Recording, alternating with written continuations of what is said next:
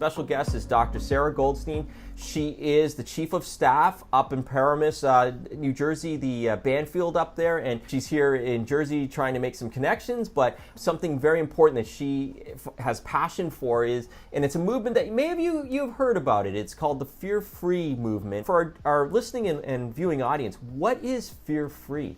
It's the whole process from when the pet is, home, to the car ride, to the exam room in the actual veterinary hospital, and then to the interaction with the team as well as the veterinarian, trying to make all of those processes as smooth, stress-free, fear-free as possible.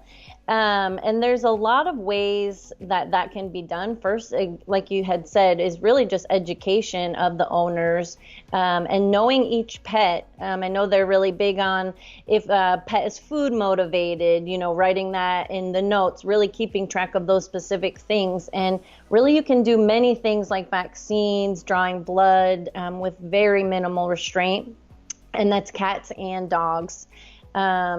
I think for me, I kind of got into it a little bit more on the cat side because I know they tend to be a little more fractious, especially out of their environment. And some of the biggest things, keep the carrier around so that it's not a huge deal. When you get this carrier out and then the cat's already panicking, high stress mode, that, all those things are going to throw off blood work. The cat's going to be stressed. They're not going to want to go anywhere. That starting there is the biggest thing. Those calming pheromones, Adapta would be for dogs, Feel Away for cats, Feel Away wipes, diffusers, really taking advantage of all of those things to make it as pleasant as possible. Using towels with the cats, allowing them to come out of the carrier on their own.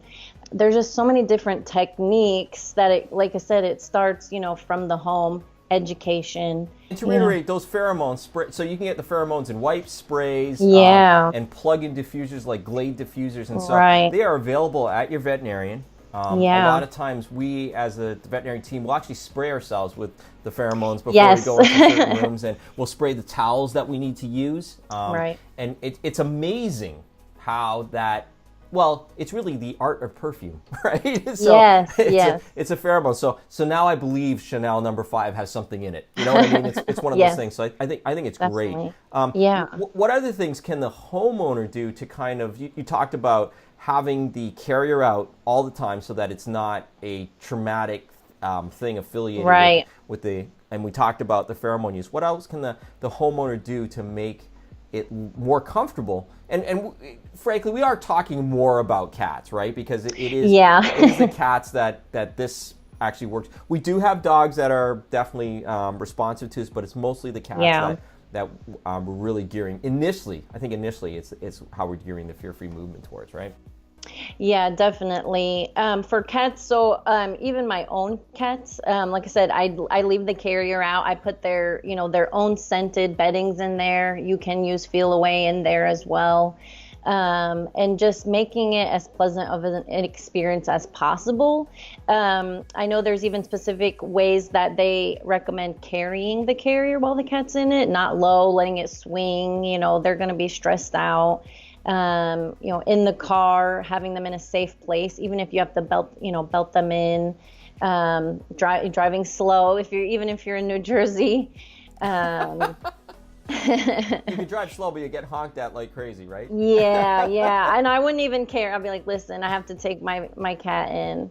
But yeah, I try to apply a lot of the things I learned to my own cats as well, and then kind of share that knowledge with other pet owners. If a pet is very fractious, such as cats, and there is use of gabapentin, which is actually, an anti-seizure medication, but they're really doing some great studies now. I think anecdotally people were saying, you can give gabapentin ahead of time, either the night before and like a loading dose or even a couple hours before you go. But that really helps them a lot, especially if they haven't had such great experiences in the past. Which again, the hope is that we catch, the cats and kittens early, have positive experiences so that each visit is not traumatic. But for those cats that have already reached the brink, and pheromones might not be 100%, that is a really good medication to try.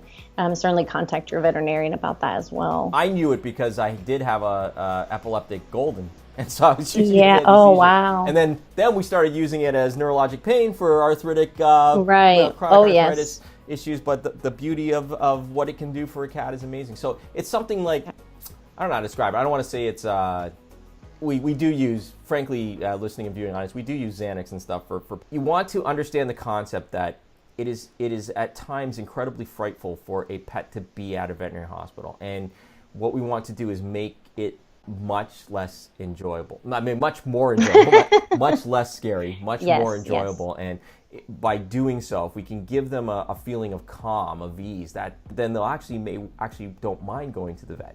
You get those rare dogs that love. Yeah, you get those rare dogs that love coming to the vet, even though we do end up giving them vaccines and pulling blood and stuff. But you want that for everybody. Yeah, I agree. So what else can the vet hospital do? I know the big thing when they do actually come to the clinic, if possible, is having a separate cat and door entrance. And even if you can't per se do that, maybe just bringing the cats to a safe, quiet area away from the barking dogs right away. Try to get things done as quickly as possible. And again, really, it is, like you said, getting your technicians trained as well, and the front desk. Everyone needs to be aware of, signs to look for stress, the stopping signs, where you don't potentially, force a pet to continue to get stressed out if you're trying to get blood or something like that on those rare occasions. And making notes of each visit if they go well.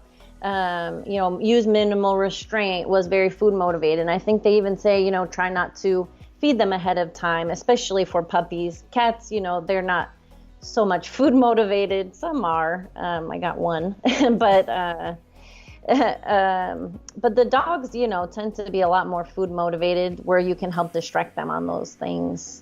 And I think the exception for not feeding them for the visit would be like the labs and stuff. It doesn't matter if they eat a full meal. They will always eat. The other thing from the dog standpoint is I work with a lot of trainers, and what they try to do is they actually try to bring, during puppy classes, bring the dog into the office just to get up on the scale and weigh it up on the table, just to make it a pleasurable experience. And nothing's done other than saying hi and giving a treat, etc. And we try to do that with I have clients just drive through the clinic. Don't even physically come and just drive, so that every drive isn't them coming into the clinic getting poked and prodded or whatever. I think those are really good things. Yeah, no, that you make a really good point there, and I do try to say that to owners as well, because we're attached to PetSmart, and so I do always say, go walk through PetSmart a little bit, come in, after the visit, go buy a toy, treats, make it something positive. It doesn't necessarily always have to be a visit. Come in, weigh them, if we're monitoring weight and that kind of thing. So. Cats, it is, like you said, trickier, because you don't really want to stress them out and put them in a carrier unnecessarily, but very, very few cats can handle a harness and be walked around, right?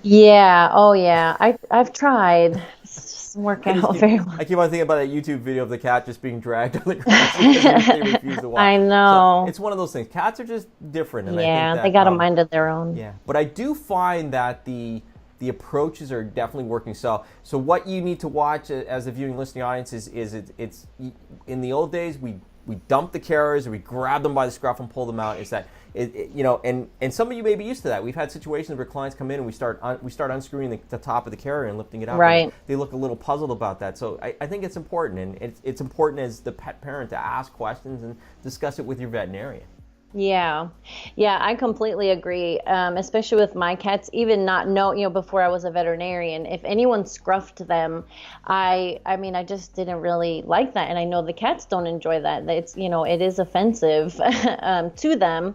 And so if you can do, minimal restraint, there's definitely certain techniques and stretching and blankets with the feel away. And a lot can get done. Then having, like you said, to dump them out, unscrewing the carrier, it makes for so much of a pleasant visit. Yeah, and we as veterinarians, we feel guilty when we're doing stuff, pulling blood and everything like that.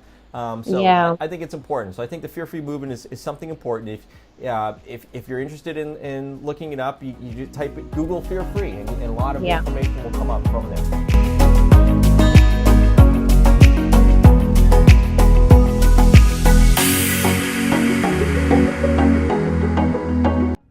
Thanks for watching, and if you liked today's show, please subscribe. And remember, love your pet like they love you, unconditionally. Have a great day.